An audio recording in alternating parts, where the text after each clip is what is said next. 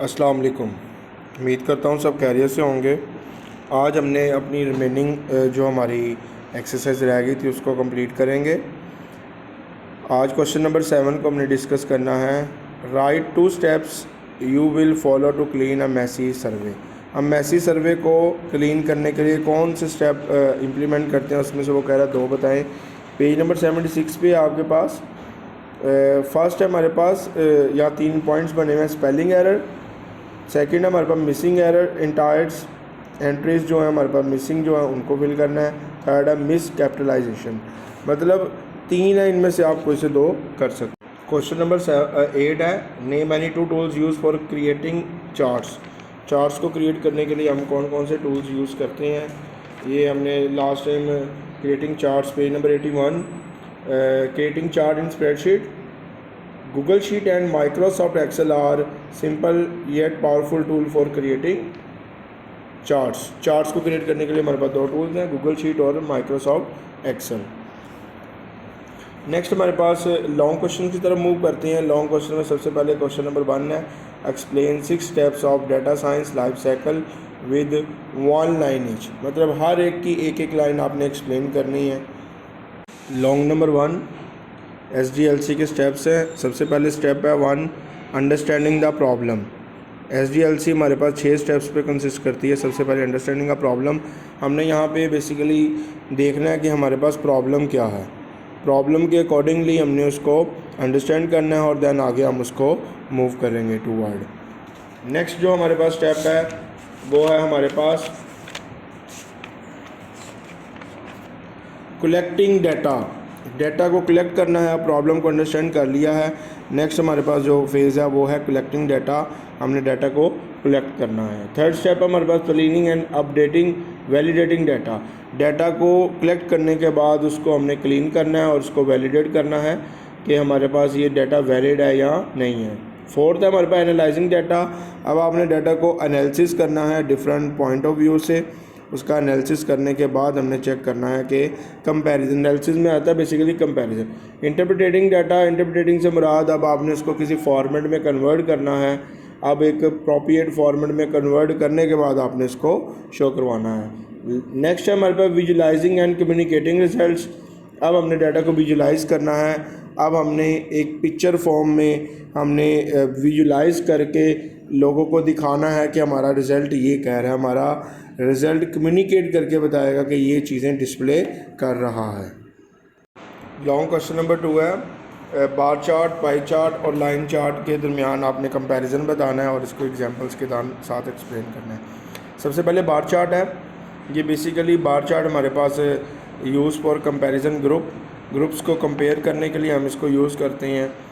Example है इसका number of student who like each sport, मतलब आपने जो भी बच्चे स्पोर्ट आपके नंबर ऑफ कितने स्टूडेंट्स आपकी हर एक स्पोर्ट्स को क्या करते हैं, लाइक करते हैं। ये हमारे पास बार चार्ट में हम इसको हम कंपैरिजन रिप्रेजेंट करने के लिए यूज़ करते हैं। नेक्स्ट है हमारे पास pie chart. Show parts of a whole, जब आप किसी भी चीज़ का होल एज अ होल आप उसकी डिफरेंट पार्ट शो करना चाहें उसके लिए हम पाई चार्ट यूज़ करते हैं।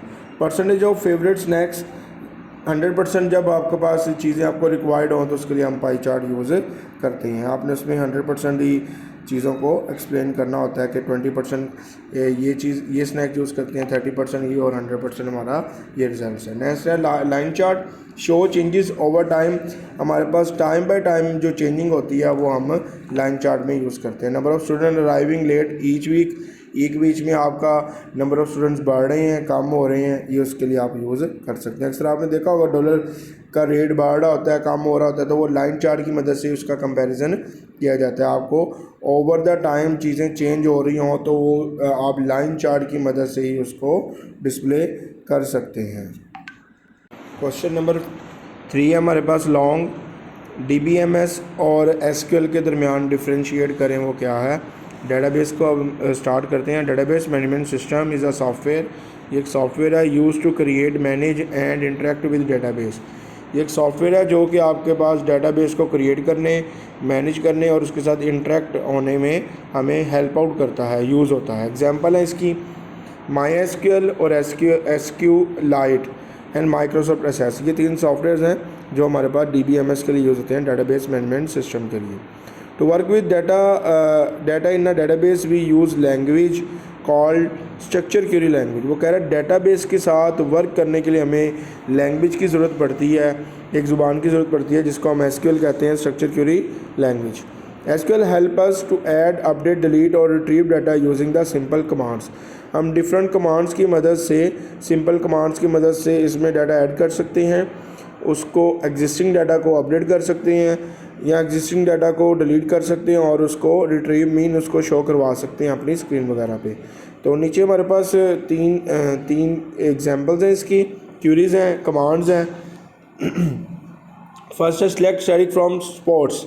ये हमारे पास स्पोर्ट्स का जो टेबल है ना, वहाँ से डाटा सारा का सारा लेके आ रहा है। इसके बाद है select name from student where sport favourite sport is equal to cricket. मतलब ये सिर्फ नेम लेके आ रहा है आपके स्पोर्ट के टेबल में से, जो कि आपके फेवरेट स्पोर्ट जिनका क्रिकेट है उनका डाटा लेके आ रहा है, उनका सिर्फ नेम लेके आ रहा है, डाटा नहीं लेके आ रहा। सिलेक्ट के बाद जो बेसिकली चीज़ हम यूज़ करते हैं, स्टैटिक होगा तो ऑल डाटा, अगर नेम होगा तो सिर्फ नेम लेके आएगा, नेम रोल नंबर होगा तो नेम और रोल नंबर लेके आएगा उसके अकॉर्डिंगली। थर्ड है इंसर्ट इनटू स्पोर्ट्स। वैल्यूज़ आगे दी हुई है, मतलब ये डाटा को इंसर्ट करने के लिए आप इंसर्ट की क्वेरी यूज़ करते हैं। These basic SQL statements help in managing retrieving special data large data set efficiently. मतलब एफिशिएंट वे है आपका डाटा के साथ, डाटाबेस के साथ आपको कम्युनिकेट करने का, उससे बातचीत करने का एक ये एफिशिएंट वे है। फोर्थ लॉन्ग है हमारे पास, write a query in SQL में क्वेरी लिखे to get all data of students. Student का सारा data whose roll number is 15 from table student table. मतलब वो कह रहा है कि स्टूडेंट टेबल में से आपने क्या करना है, जिसका रोल नंबर 15 है उसका डाटा लेके आना है। तो उसके लिए क्वेरी लिखी हुई है। सिलेक्ट बेसिकली हम डाटा लेके जाने के लिए, शो करवाने के लिए यूज़ करते हैं। स्टैटिक से मुराद ऑल डाटा मीन उसका रोल नंबर, उसका नेम, उसका क्लास, उसका एड्रेस, ऑल डाटा। स्टैटिक हम यूज़ करते हैं ऑल डाटा के लिए। फ्रॉम का कीवर्ड यूज़ करते हैं हम कहाँ से लेके आना है। तो आगे मैंने लिखा है फ्रॉम स्टूडेंट नाम का एक टेबल होगा, उसका डाटा लेके आओ। वेयर हम यूज़ करते हैं बेसिकली कंडीशंस के लिए। Where roll number is equal to 15। अब मैं उसे कह रहा हूँ कि स्टूडेंट टेबल में से सारा डाटा लेके आओ जिसका रोल नंबर 15 है। ये क्या करेगा, उसका सारा का सारा डाटा गेट करके आपके पास ले आएगा, आपको शो करवा देगा। तो ये बेसिकली एक सिंपल सी लाइन है, क्वेश्चन नंबर 4 लॉन्ग का आंसर है।